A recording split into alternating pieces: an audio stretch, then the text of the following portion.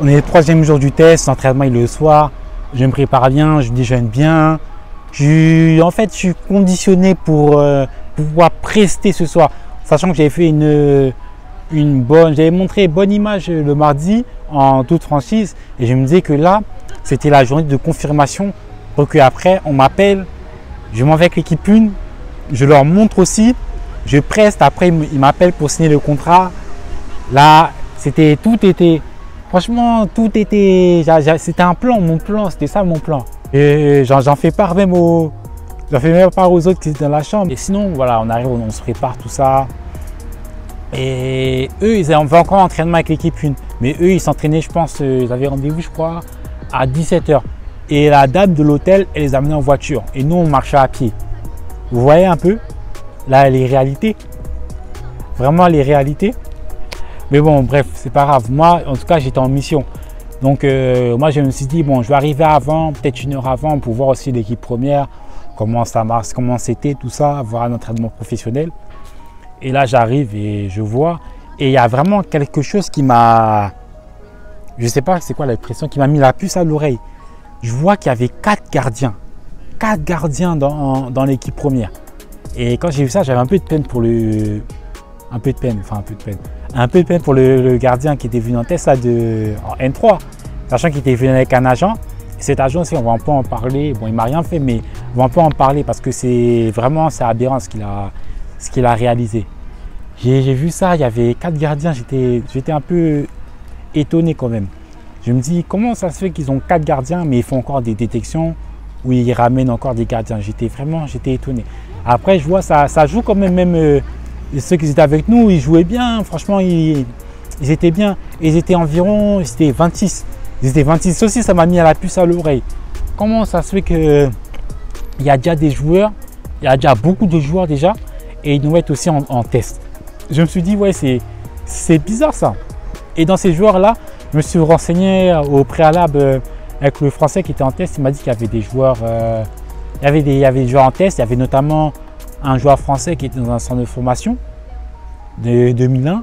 Et je voyais, il y avait des joueurs en test. Donc du coup, j'étais étonné. Comment ça se fait que nous, on fasse des tests, tout ça. Et dans ma tête, j'avais un peu perdu la tête.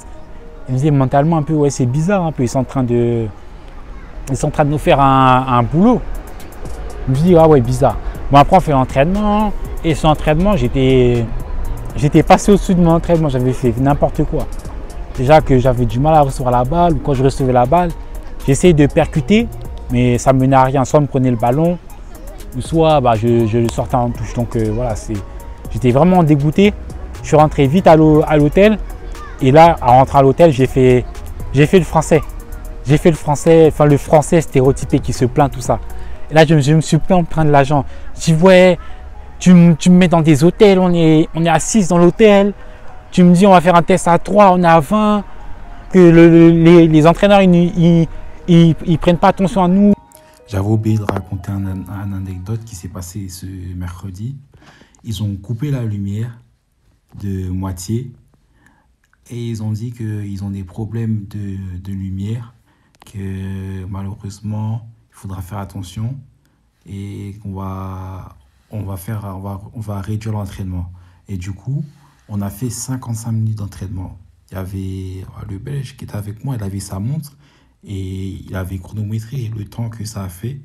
Et il avait marqué 59 minutes, mais il a dit qu'il avait coupé, il s'était changé. Et au moment de se changer, il y avait 59 minutes.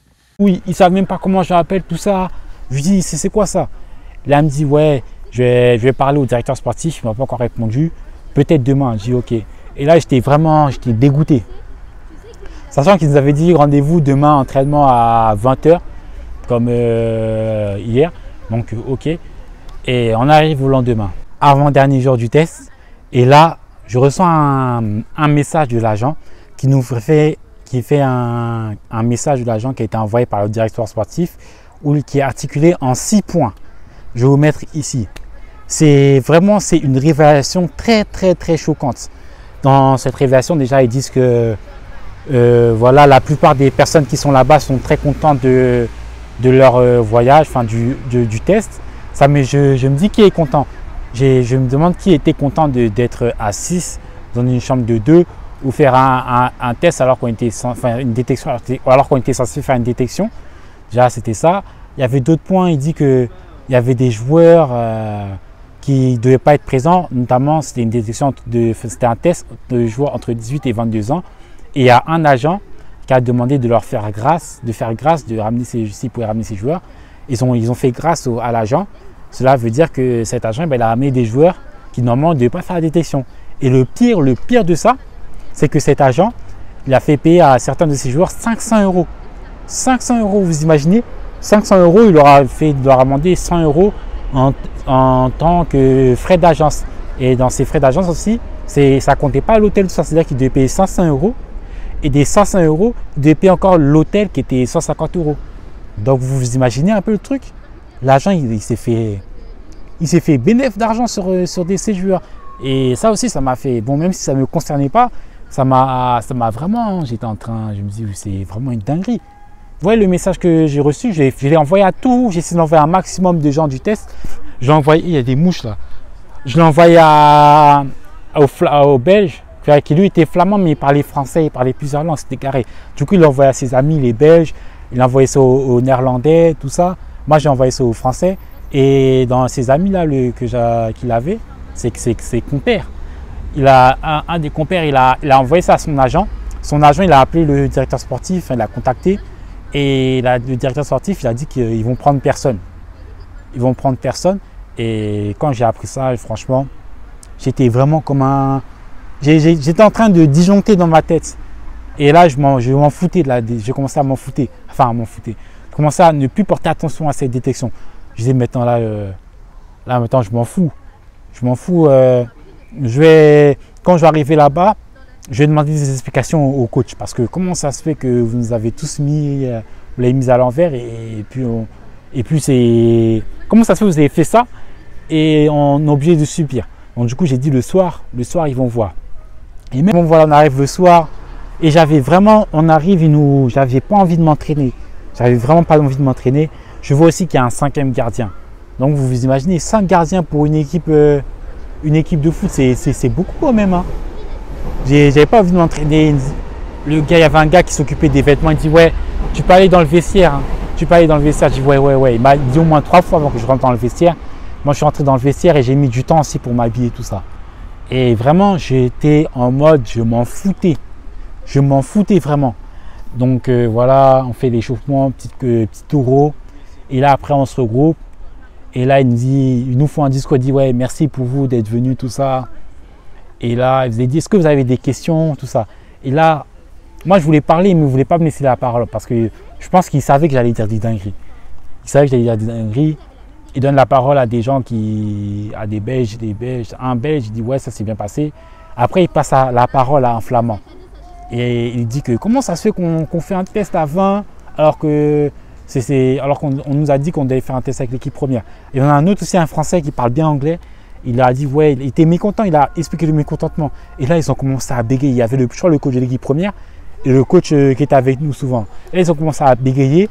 Et il y avait aussi un peu entre eux, il y avait des malversations. Enfin, ils n'étaient pas sur la même longueur d'onde dans leurs propos. On avait un, il disait ouais, on n'avait pas le niveau.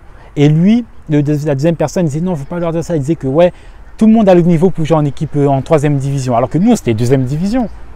Et genre, on essaie de leur dire comment ça se fait. Genre, on essaie d'avoir des explications, mais ils ne répondent pas à nos questions. Et ils ne répondent pas à nos questions. Ils disent que ouais, c'est la 3e division, tout ça.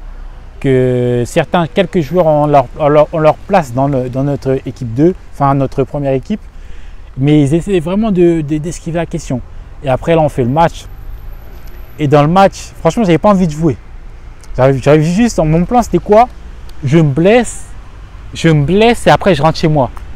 Ça a failli arriver parce qu'à un moment, sur un contact, le Sud-Américain me met une semelle. J'avais mal. Je me suis arrêté. Après, on m'a dit, ouais, reviens. Bon, je suis revenu. Et là, j'ai commencé vraiment à bien jouer, à faire la 2e mi-temps. Et vraiment, en fait, j'en avais rien à faire de ce match. Et c'était vraiment ma meilleure prestation. Quand j'en avais rien à faire de mes prestations. Enfin, quand j'avais rien à faire de comment je jouais. C'était là que j'avais mieux joué. Parce que à la fin de ce match, bon, bah, j'ai mis 2 passes D et j'ai réussi à voilà, me créer des occasions dangereuses, tout ça. Et bon, voilà, vient la fin du match. Ils me disent que ouais, demain, il y a un entraînement à 7 h du matin. Rendez-vous demain. Et moi, je dis non, c'est mort, moi, je ne vais pas. Moi, je vais pas. Et du judo qui était sérieux, je suis passé du judo qui n'a plus rien à faire de cette détection. Et je voulais rentrer le plus vite chez moi. J'avais réservé mon billet d'avion pour rentrer à Paris. Parce que j'étais vraiment comme un psychopathe. Parce qu'on m'a fait un truc, on m'a trompé. Du coup, je suis resté avec les Français, on est resté dans la soirée. On parlait tout ça, on parlait de tout et n'importe quoi. On rigolait, il y en a qui me faisaient rire, tout ça. Franchement, on a bien ri, on a bien ri. On a acheté KFC, on a mangé, voilà. Franchement, ça s'est bien passé dans la soirée. Après, voilà, j'ai dormi, je me suis réveillé et je suis reparti chez moi. Je suis reparti chez moi. Vous avez un extrait de la vidéo que j'ai fait. Et quand je suis rentré chez moi, sous la route, et je parlais tout seul. Je parlais tout seul, mais comme un psychopathe. Je me disais, mais comment ça se fait qu'ils m'ont fait ça? Ils m'ont vraiment fait, ils m'ont fait un boulot. Je parlais tout seul, mais j'étais énervé. Et ça s'est fait pendant, je pense, pendant 2-3 jours. Pendant 2-3 jours, j'étais vraiment fâché. J'étais fâché de ce qu'on m'a fait, de ce qu'on m'a fait, de ce qui s'est passé. Mais d'un autre côté aussi, c'est ma faute. Mais dans toute cette histoire-là, le directeur sportif, là, Costas, là, on ne l'a pas vu. Hein. On ne l'a pas vu. Il a dit qu'il avait le Covid. Mais après, apparemment, le Belge flamand l'a demandé à son agent, tout ça. Apparemment, il n'est pas le Covid. C'est-à-dire qu'il nous a mytho. Vraiment, il m'a mis en confiance, tout ça. Franchement, j'ai appris plein de choses durant cette aventure. Vendredi, c'est quand je suis rentré, je suis tombé sur des Français, ils m'ont reconnu le biais par les TikTok, que je fais les activités que je fais par TikTok. Ils m'ont dit qu'ils sont venus en test, tout ça, et qu'eux, ils étaient dans un club qui était monté aussi en D2, comme le Zakakyu, et qu'eux, ils n'étaient pas dans cette situation. Eux, ils étaient peut-être 2 à faire un test avec leur équipe. C'est-à-dire que ça m'a rendu encore plus fou. Je me suis dit vraiment vraiment malchance. Je voulais faire comme ça, mais je me suis dit après, je suis un enfant de Dieu. Faut pas faire le mal que tu voudrais pas qu'on te fasse. Moi, je me suis senti trompé. J'ai cru que c'était une caméra cachée. Vraiment. Voilà, sinon concernant les finalités, les leçons que j'ai apprises de cette aventure à Chypre, ça m'a permis de découvrir différentes personnes, de différents pays, différents clubs, échanger sur les anecdotes, des conseils. Je savais pas qu'on mette du sel dans de l'eau, ça permettait de retenir l'eau dans le corps et de moins transpirer. Ça, je savais pas. Je l'ai appris lorsque j'étais à Chypre. Ensuite, j'ai pu encore voir ce que je voulais dans la vie et ce que je voulais pas. D'autre part aussi, j'ai pu voir que l'anglais, c'est vraiment primordial, une langue primordiale à apprendre, parce que quand j'étais avec les Flamands, tout ça, je me disais c'était dommage, parce que je parlais en français, je parlais plus en français qu'en anglais. Je disais c'est dommage qu'ils ne comprennent pas ce que je leur disais. Donc je pense que dans les prochaines années, je vais me mettre à l'anglais. Après aussi, il faut que je m'enseigne aussi sur les opportunités, plus me renseigner pour éviter de me retrouver dans ce type d'opportunité, enfin ce type de bourbier, on va dire. Parce que je pense que si j'aurais pu se demander, je ne serais peut-être pas parti dans cet endroit. Ou si on m'aurait informé de la réalité, de ce qu'il y aurait, j'aurais eu moins mal, ça m'aurait moins fait mal à la tête.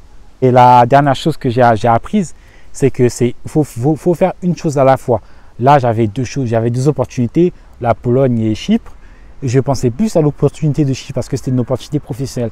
C'est-à-dire que là, dans l'avenir, maintenant, si je fais un truc, c'est une seule opportunité. C'est un seul truc, comme ça, je suis à fond dedans. Il n'y a pas de plan B ou plan C, plan Z. Moi, c'est maintenant, il n'y a qu'un seul plan et je vais que dessus. Donc voilà. C'était tout pour cette vidéo. Je ne sais pas combien de temps elle va durer. J'espère qu'elle vous a plu. Et voilà, n'hésitez pas à liker, à commenter et à vous abonner si ce n'est pas déjà fait. Et on se retrouve dans une prochaine vidéo. Et en tout cas, on se dit à très bientôt.